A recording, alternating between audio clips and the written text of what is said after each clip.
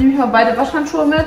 Wackeltuch, Felgenwachs, Reifenglanz, Felgenreiniger.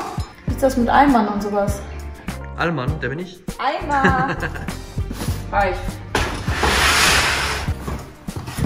Guck mal, ist gar nicht mal so wenig Platz. Übrigens, Leute, ich habe ein Aquarium jetzt in der Garage. Welcher Fisch hat schon so einen geilen Ausblick? Ist noch nicht ganz fertig. Wie ihr seht, bin ich gerade dabei, das Aquarium zu folieren. Ich habe das übernommen, weil ein gebrauchtes. Das soll noch ganz schwarz werden, aber ansonsten, ja, das ist so mein anderes Hobby neben Autos. Dann holen wir mal noch den Eimer und dann geht's los.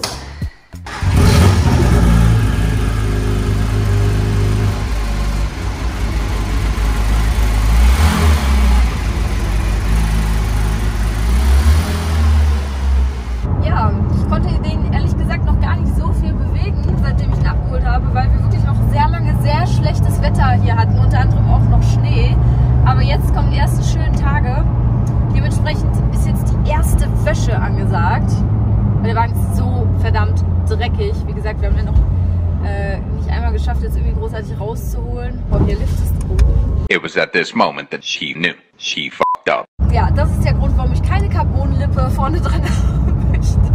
Ihr habt mir viele Fragen unter meinem Abholungsvideo gestellt. Erstmal kam ganz oft die Frage auf, warum ist es kein GT3 wieder oder auch eben GT2 RS geworden. GT3 hatte ich ja schon und ich wollte jetzt gerne mal den RS, weil er mir einfach optisch auch besser gefällt. Erstens, sieht natürlich noch mal ein bisschen aggressiver aus mit dem größeren Heckflügel und anderer Motorhaube und so, zeige ich euch gleich noch. Dann ist der Wagen an sich auch noch mal ein bisschen rennstreckentauglicher. Ja, warum kein GT2 RS? Also erstmal sprechen wir ja hier von zwei komplett unterschiedlichen Fahrzeugen. GT2 RS ist ein Turbo, das hier ist ein Sauger. Also es geht einfach darum, ich finde emotional, für mich ist ein Sauger einfach immer noch besser. Aber das muss jeder für sich selber wissen. Natürlich ist der GT2 RS performance-technisch die Oberklasse von den GT-Fahrzeugen. Und zum anderen sind natürlich preislich auch nochmal enorme Unterschiede. Also ein GT2 RS kostet natürlich auch nochmal wesentlich mehr. Ich weiß gar nicht, wo liegen die aktuell so auf Mobile, hast du da eine Ahnung? Ich habe gar nicht geguckt. Ja, gute Gebrauchte gibt es ab 400.000, ne? 400.000? Ja. Ja, guck mal, das ist das Doppelte von dem hier. Selbst wenn ich jetzt komplett unabhängig vom Preis wählen könnte, dann hätte ich mich für den GT3 RS entschieden. Einfach, weil es ein Sauger ist. Ich muss direkt noch kurz was anmerken, weil ich weiß, dass dieser Kommentar kommen wird. Ich weiß es einfach. Zu meiner Sitzposition. Ja, damit das Thema mal ein für alle Mal geklärt ist. Also erstens, so sitzt man richtig im Auto, auch wenn das ein bisschen stocksteif und verkrampft aussieht. Und zweitens, das sind Vollschalensitze, die kann man nicht verstellen. Die sind nur höhenverstellbar und vor und zurück. Da lässt sich die Lehne leider, auch zu meinem Leidwesen, nicht noch irgendwie ein bisschen weiter zurückstellen. Autowaschmittel. Wer bringt noch von euch immer sein ganzes Waschsortiment mit? Schreibt es mal in die Kommentare.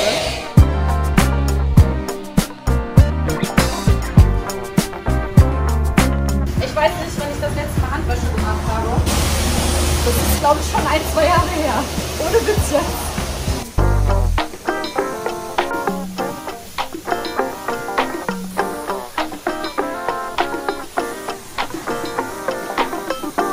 Eins muss man ja mal sagen, so schön der auch in Schwarz dasteht, ne? Aber dieses Schwarz-Uni, bestellt euch niemals ein Auto in Schwarz-Uni. Dankt mir später. Das ist so eine undankbare Farbe. Guckt euch das mal an. Frisch gewaschen. Schlieren des Todes. Man sieht wirklich jeden Staub da drauf. So ein schwarzes Auto ist zwar so von Weitem ganz schön, aber nicht, wenn die Sonne drauf scheint. Ich würde sagen, ich zeige euch jetzt mal ein bisschen was so ausstattungsmäßig und so. Porsche GT3 RS, Baujahr 2018. Noch kein OPF, genau. Und da kommen wir auch schon zur ersten Frage, die nämlich gestellt wurde. Und zwar, ist so ein Wagen ohne OPF oder ein Porsche GT3 RS ohne OPF wertsteigernd? Das ist natürlich alles Spekulation, aber ich würde sagen, also zum Beispiel für mich war es ein Kaufargument. Also ich habe speziell nach einem gesucht ohne OPF. Ich denke, es gibt viele, die auch speziell nach Fahrzeugen ohne OPF suchen und dementsprechend kann ich mir vorstellen, dass die dann auch einfach beliebter sind, weil die einfach noch schöner klingen. Ich kann ja mal noch mal hier ein bisschen Sound machen. Allein schon so, wenn man den startet, müsst ihr gleich mal hören, dann blubbert der so ganz leicht hinten raus.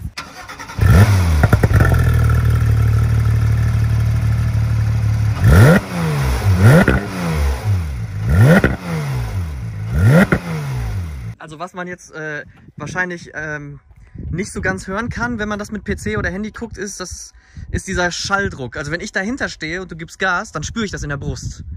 Ja, so muss das sein. Und das... Ein Auto spürt man in der Brust. Ja, das muss man eigentlich mal, das muss mal jeder erlebt haben. Das ist was ganz anderes, wie als wenn man sich das nur anhört. Ja, im Stand dreht er jetzt, wenn ich jetzt hier Gas gebe, bis 4000, aber ansonsten dreht er allgemein bis 9000. Auch wenn so ein Porsche GT3 RS nicht der schnellste Wagen ist, mir kommt es auch gar nicht drauf an, irgendwie auch wer ist am schnellsten von 0 auf 100 oder so. Das Beschleunigungsgefühl bei so einem Wagen ist was ganz Besonderes. Das kann man auch gar nicht erklären, das muss man selber mal erlebt haben. Ein Porsche ist einfach ein Wagen zum Fahren. Das ist für mich wirklich das beste Auto, gerade wenn es so um kurvige Straßen geht. Das ist das Auto, was am besten in Kurven liegt, so Bergstraßen oder Rennstrecke. Und was so ansatzweise ein bisschen nahe kommt, würde ich sagen, performance-technisch, ist McLaren.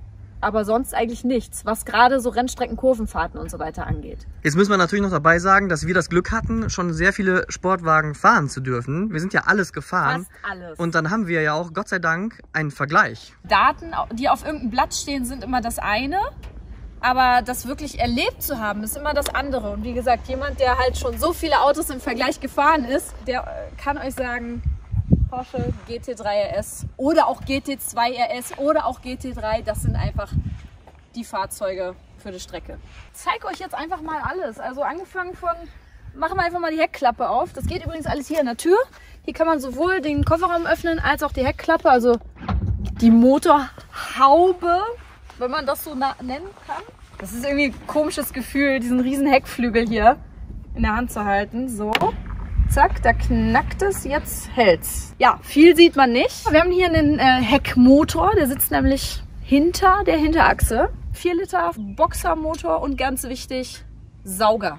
Was für mich der ausschlaggebende Punkt war, mir dieses wunderschöne Kfz hier zuzulegen. So. Ja, warum habe ich mir kein GT3 RS mit Weissachpaket geholt? Das Weissachpaket beinhaltet zum Beispiel Sachen wie, dass viele Teile auch noch zusätzlich aus Carbon bzw. auch Sichtcarbon sind. Wie zum Beispiel Motorhaube, Dach. Ja, hinzu kommt, dass das Weissachpaket hat zwar auch einen Käfig, so wie der hier auch, aber es ist ein Titankäfig. Den erkennt man dann daran, dass der meistens dann in so einem Grau ist, so Titanfarben halt eben. Und vielleicht noch mal ein bisschen dicker. Ich weiß es ja, wirklich aus dem Kopf. Doch, der ist ein bisschen also dicker, glaube ich. Ein bisschen stärker. Und hinzu kommt, dass der dann meistens noch Magnesiumfelgen hat. Also das Weissachpaket spart zwar ein bisschen Gewicht. In dem Fall muss ich ehrlich sagen, das macht halt Sinn, wenn man wirklich irgendwie auf Zeiten fährt oder so. Wenn man wirklich dann noch Gewicht sparen will. Es ist teuer. Kommt nochmal viel Geld hinzu. Wenn irgendwas kaputt geht, das ist auch nochmal das Wichtige. Dann wird es erst richtig teuer, weil so zum Beispiel diese Magnesiumfelgen, könnt ihr mal schauen im Netz. Original bei Porsche, Zubehör, kosten für den GT3 RS, ich glaube, ein Satz, war mal irgendwie bei 22.000 brutto oder so. Ja. Ein Satz Felgen. Der Wagen hier, der hat aber auch sehr viel aus Carbon, was man aber so auf den ersten Blick gar nicht sieht. Zum Beispiel, jetzt machen wir hier wieder die andere Haube auf. Zum Beispiel haben wir gerade schon gesehen, die Heckklappe, die ist eigentlich auch aus Carbon, aber lackiert. Die ist auch aus Carbon, nur halt eben lackiert. Beim Weissachpaket wäre sie dann hier oben auch noch aus Carbon. Das Lenkgestänge noch. Das ist auch noch aus Carbon und gehört zum Weissachpaket. Ach so. Ja, 0 auf 100, 3,2 Sekunden und Topspeed waren, glaube ich, 312 km/h. Aber wer fährt denn so schnell bitte? Das ist ja absolut lebensmüde. Aber gut, man kann sagen, das Auto kann so schnell fahren. Weil auch viele gefragt haben, wo der Unterschied ist zum GT3. Da mache ich speziell, glaube ich, noch mal ein extra Video dazu. Dann hole ich mir noch mal ein extra GT3. Liftsystem finde ich bei so einem Wagen auch immer ganz wichtig, weil man setzt mit so einem GT3 so oft auf. Oh, hier Liftsystem. She fucked up. Dann brauchst du einfach dieses Liftsystem hier. Zeige ich euch gerade auch noch mal kurz. Moment.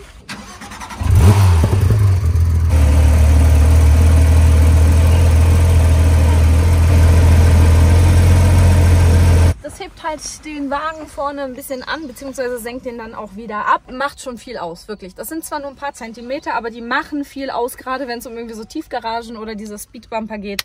Ja, dann, was ich sehr schön finde, sind diese überall so grauen Nähte, hier dieses graue Stitching, graue Anschnallgurte, ansonsten alles schwarz gehalten.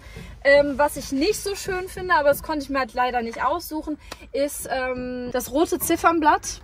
Das hätte ich gern in einer neutralen Farbe gehabt. Dann diese gelbe 12 Uhr Markierung dazu. Das passt halt leider absolut gar nicht zusammen. Ich denke, ich lasse mein Lenkrad nochmal neu beziehen, weil auch das sieht schon so ein bisschen abgegriffen aus, obwohl es nur 5000 Kilometer auf der Uhr hatte, das Fahrzeug. Wenn man das einmal neu beziehen lässt, dann würde ich halt auch hier diese gelbe 12 Uhr Markierung wegmachen und die halt auch in diesem Silber, damit alles passt. Ja, ansonsten so im Interieur halt so ein bisschen Carbon.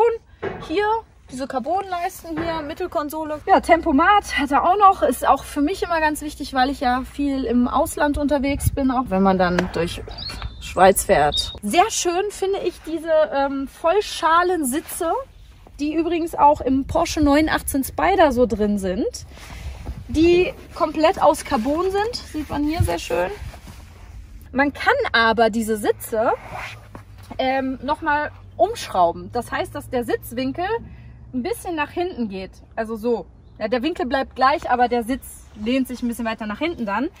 Das macht Sinn, wenn man Rennstrecke fährt, weil wenn man auch einen Helm auf hat, dann sitzt man ja quasi noch mehr nach vorne mit dem Kopf. Und dann stellen sich die meisten einfach den Sitz so ein bisschen nach hinten gelehnter ein. Das werde ich wahrscheinlich auch machen. Man kann lustigerweise bei den Sitzen hier das komplette Inlet rausnehmen. Das weiß ich auch erst seit kurzem. So. Auch das hier ist nochmal mit Klett. Alles befestigt. Was ist eigentlich da drunter? Ich will das jetzt mal wissen. Das ist ja geil. Hier drunter hast du direkt die Sitzpolsterung. Ich könnte quasi ganz easy den Stoff hier austauschen, wenn ich ein anderes Sitzpolster haben möchte. Das ist ja geil. Voll cool. Ja, das geht hier natürlich auch. Vollständigkeit halber machen wir das mal ganz raus hier. So. Und so sieht so ein Vollschalensitz ohne die Polster aus. Ja, und hier kommen übrigens dann die Gurte durch. Der 6-Punkt-Gurt, der untere Teil davon, wird dann einmal hier durchgesurt und der Rest halt eben hier am Käfig befestigt, dann hier durch. Hat alles Funktion hier bei dem Wagen. Clubsportpaket. Ich kenne keinen GT3 RS, der es nicht hat, aber es gibt die Option, es wegzulassen. Warum sollte man das tun? Ich habe keine Ahnung. Ja, Clubsportpaket beinhaltet einmal den Käfig. Der sorgt natürlich dafür, dass das Fahrzeug einfach noch viel stabiler ist. An dem Käfig kann man unter anderem auch die im Clubsportpaket beinhalteten, im Clubsportpaket beinhaltet, sind diese 6-Punkt-Gurte, die hier noch neu verpackt sind. Die habe ich noch nicht installiert, die hatte auch der Vorbesitzer noch nicht installiert. Und ein Feuerlöscher ist auch noch dabei, den habe ich aber zu Hause gelassen, den führe ich nicht im Fahrzeug mit, weil muss man nicht. Also kann man mitnehmen auf der Rennstrecke für den Fall, dass er dann doch mal abbrennt, aber muss man nicht mitführen. Also auch versicherungstechnisch muss man den nicht mitführen. Deswegen lasse ich ihn zu Hause, weil der einfach nur Platz wegnimmt. Einfach nur mal, damit ihr seht, die muss man halt am Käfig befestigen. Hier sind dann so Schrauben dazu. Ich werde das auf jeden Fall für die nächste Rennstreckenfahrt installieren, aber nicht heute. Vielleicht ist es euch auch noch nicht aufgefallen, aber der Wagen hat hier an der Seite einen GT3 RS Schriftzug, den man aber irgendwie nicht sieht. Also auf Bildern und auf Videos sieht man den nicht, aber egal. Der Wagen. Doch, den sieht man hier gut. Ja, okay, da, aber so von weiter weg. Bevor wir den gekauft haben, auch auf den Bildern, ist mir der Schriftzug nicht aufgefallen. Aber der wird foliert, der Wagen. Da kommt was ganz Verrücktes drauf. Ein GT3 RS hat natürlich eine Hinterachslenkung. Die muss einfach sein. Die gehört dazu. Die ist natürlich auch serienmäßig. Das merkt man einfach, wenn man Kurven fährt. Ich sage ja, für mich ist es einfach das Kurvenfahrauto. Da macht eine Hinterachslenkung schon viel her. Was auch nochmal für Gewichtsersparnis übrigens sorgt, sind die hinteren Scheiben. Die sind nämlich aus einem anderen Material als diese Scheiben hier. Hier hört man's. Das ist so wie, ja, wie kann man sagen, nicht richtig Plastik. Das sind, glaube ich, die Scheiben. die auch auf Handy-Displays und so weiter drauf sind, ne? Ja, Gorilla Glass. Gorilla Glass, heißt das so? Ja. Ist das echt so? Naja, auf jeden Fall sind die wesentlich leichter. Dementsprechend ist es aber auch im Auto ein bisschen lauter als zum Beispiel im normalen GT3. Weil der normale GT3 hat hier auch die normalen Scheiben. Aktuell sind das immer noch sehr, sehr wertstabile Autos. Warum? Die Fahrzeuge kosten teilweise noch immer mehr als Neupreis. Ist kein Witz, könnt ihr selber mal checken auf Mobile. Neu hat der GT3 RS im Grundpreis 195.000 ungefähr gekostet brutto. Und jetzt kriegst du keinen unter 200. Keinen gebrauchten unter 200. Ich denke, aber ich möchte nichts Falsches sagen, das ist wirklich nur reine Spekulation und das kann auch in den nächsten Jahren komplett umschlagen. Ich denke aber, die werden noch sehr werterhaltend bleiben. Ich glaube nicht wertsteigernd. Also ich glaube nicht, dass die noch großartig steigen im Wert, aber der Wert wird so erstmal, glaube ich, die nächsten Jahre, zumindest noch die nächsten 2-3 Jahre so stehen bleiben. Gerade jetzt, wo dieser Umschwung ist mit OPF, die Autos werden immer leiser, die Motoren werden immer kleiner, denke ich, dass doch da der Wert erstmal erhalten bleibt. Aber ist nur Spekulation. Ich möchte jetzt nicht, dass am Ende jemand sagt, Sophia, ich habe mir jetzt wegen den GT3 RS gekauft und in 2 Jahren sind die Preise im Keller. Kann auch passieren, ne? Ich wollte es nur mal dabei gesagt haben. Und ganz zum Schluss noch, warum habe ich mich jetzt für den GT3 RS entschieden und nicht für den neuen 992 GT3? Ich wollte jetzt unbedingt ein GT-Modell haben. Es war einfach jetzt das Jahr, wo ich gesagt habe, jetzt muss wieder ein GT-Modell her. Zum einen, bis ich jetzt ein 992 GT3 bekommen hätte, ich glaube, da wäre die Saison für dieses Jahr schon wieder vorbei gewesen. Also so, ich habe ja mal schon bei einigen Porsche-Zentren angefragt, aber da wäre, glaube ich, nichts vor Herbst gewesen. Und zum anderen muss ich einfach sagen, klar, der GT3 ist auch nach wie vor ein ganz tolles Auto, auch der neue. Also fahrtechnisch, performance-technisch, ohne den gefahren zu haben, weiß ich einfach, was der kann. Aber ich muss sagen, der hier gefällt mir optisch einfach besser. Und das hat nichts mit dem Preis zu tun, weil der ist halt immer noch teurer, obwohl es ein Gebrauchtwagen ist. Der ist immer noch teurer als der neue 992 GT3. Der hier hat mir einfach optisch besser gefallen. Den konnte ich jetzt sofort haben, weil der war ja sofort verfügbar. Aber das ist alles reine Geschmackssache. Das Auto wird trotzdem grandios sein, aber leiser. Wesentlich leiser als der hier, was einfach für mich auch an der Emotion noch mal viel macht. Also die Lautstärke von einem Auto, sind wir mal ehrlich, könnt ihr ja auch mal dabei schreiben, wie das bei euch aussieht. Natürlich ist das nicht ausschlaggebend für die Performance und ob ein Auto gut ist oder nicht, aber Sound macht doch schon einiges emotional, oder?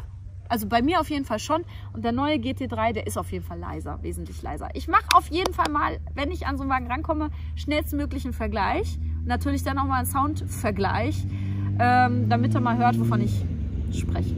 Ich würde sagen, alles gesagt, was gesagt werden musste. Heute habt ihr mal ein schlechtes Waschvideo gesehen. Das erste Mal seit 2 Jahren bestimmt wieder Handwäsche betrieben.